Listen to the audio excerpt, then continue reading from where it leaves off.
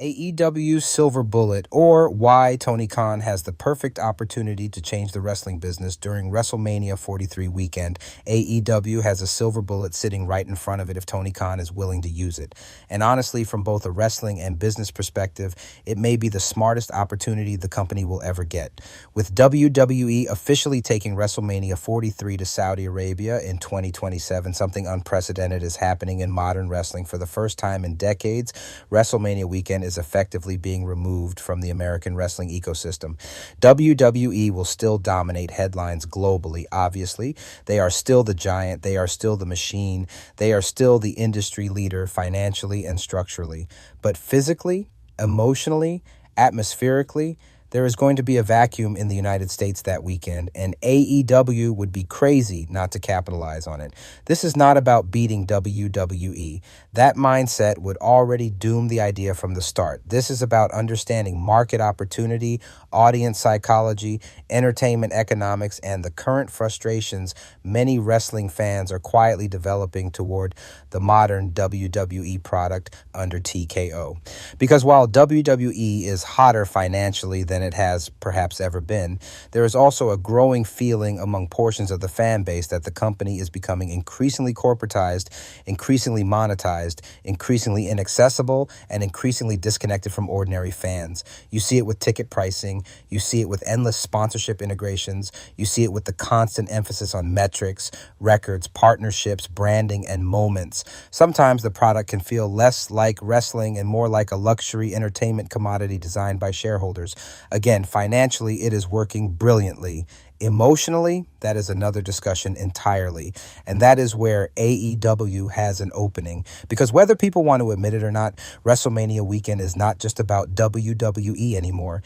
It is an entire wrestling holiday. It is a destination weekend. Fans travel from around the world. Independent promotions gather in the same city. Podcasts, meet and greets, fan conventions, gaming events, autograph sessions, wrestling panels, pop-up stores, comedy shows, and every imaginable wrestling-related activity floods the area for several days.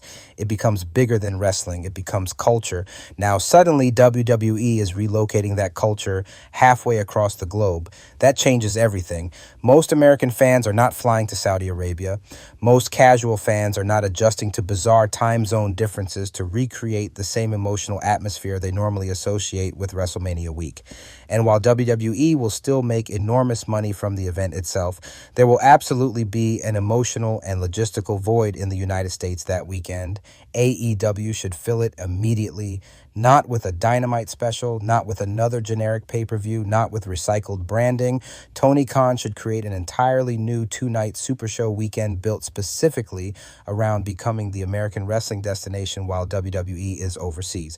And frankly, the more I think about it, the more this idea makes overwhelming sense economically, because what WWE has accidentally done is surrender physical control of the domestic wrestling market for its biggest weekend of the year. That is enormous. There will still be wrestling fans wanting somewhere to go. There will still be wrestling media looking for stories. There will still be independent talent wanting visibility. There will still be conventions wanting wrestling traffic. There will still be fans looking for atmosphere, energy, and participation. AEW could become the center of all of it. If I were Tony Khan, I would already be locking down a major Florida location. Jacksonville, Orlando, Tampa, or Miami all make sense. Florida already has the tourism infrastructure, hotel capacity, airport accessibility, convention culture, and wrestling familiarity needed to support something massive. Then you build outward from there. This is the important part. Do not simply promote a wrestling show, promote a wrestling experience, partner with independent promotions, and encourage them to run nearby throughout the week. Coordinate with local businesses. Bring in wrestling podcasts for live shows. Set up fan fest environments. Run autograph signings. Create interactive experiences. Invite international talent. Bring in Japanese stars, Mexican talent, European talent, legends, and carefully selected free agents.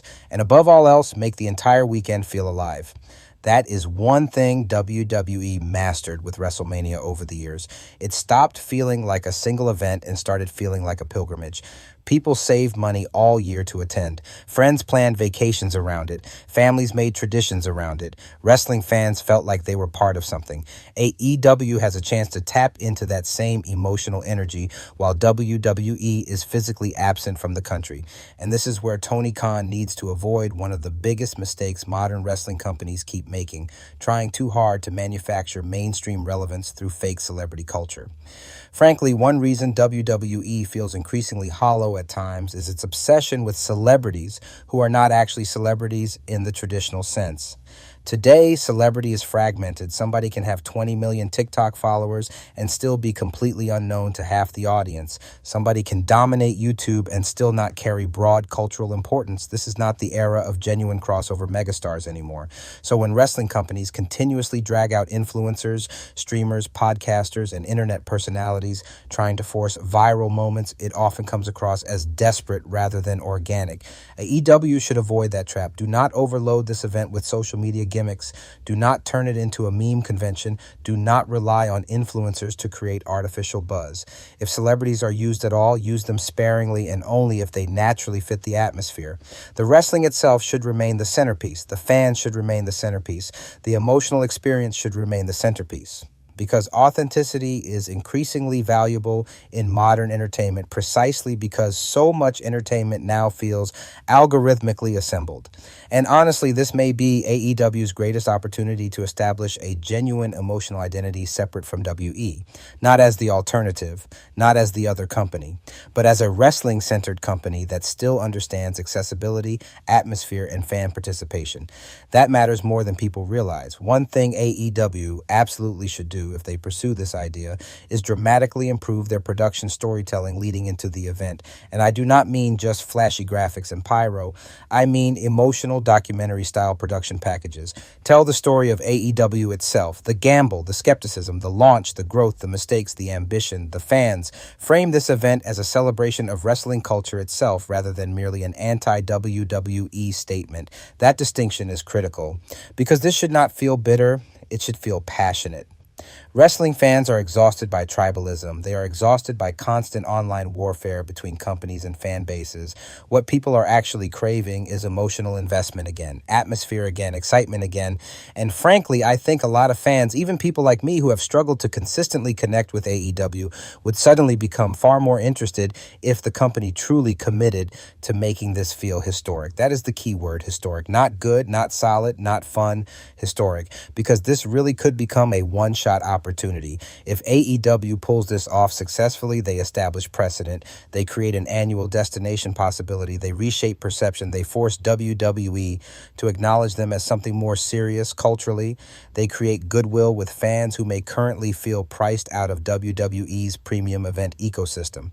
And economically, the logic is undeniable. Destination event entertainment is one of the most profitable models in modern media. Look at comic conventions. Look at gaming expos. Look at music festivals. Look at WrestleMania itself. The surrounding ecosystem becomes almost as valuable as the event. Hotels fill up, restaurants profit, merchandise moves, independent creators benefit, local businesses benefit, tourism increases, media attention expands, wrestling becomes an economic ecosystem instead of merely a television product. AEW has an opportunity to create that ecosystem domestically while WWE voluntarily removes itself overseas. That is not fantasy, that is smart business. And if WWE reacts negatively, good. They probably will. You will absolutely see passive-aggressive comments. You will hear people dismiss AEW as minor league. You will hear tribalist fans mock the attempt. You will hear people say Tony Khan is trying too hard. Use all of it. Every criticism becomes discourse. Every debate becomes visibility. Every argument becomes marketing. Modern wrestling exists almost entirely inside perpetual online conversation now. AEW should weaponize that conversation intelligently instead of emotionally reacting to it. Do not act defensive. Do not act insecure. Act confident. Act ambitious. Act like you belong in the conversation. Because whether people love AEW or not, the company has already changed the wrestling business simply by existing. WWE became more aggressive after AEW arrived. Wrestler leverage changed, contracts changed, industry movement changed. Competition matters whether tribalists want to admit it or not. And as someone who genuinely loves wrestling and has even had the privilege to work around parts of the business a little myself, I want to see wrestling thrive creatively again, not just financially. I want wrestling to feel exciting. I want atmosphere. I want anticipation. I want emotional investment. I want wrestling to stop feeling like endless content generation and start feeling important again. And oddly enough, WWE's Saudi WrestleMania may accidentally create the exact opening AEW needs to finally make people feel that way. This idea makes sense financially. It makes sense strategically. It makes sense emotionally. It makes sense culturally. And most importantly, it makes sense for the future health of the wrestling business itself. Tony Khan has a silver bullet sitting right in front of him. Now the question becomes whether he is willing to pull the trigger. George P. Brooks, stay blessed.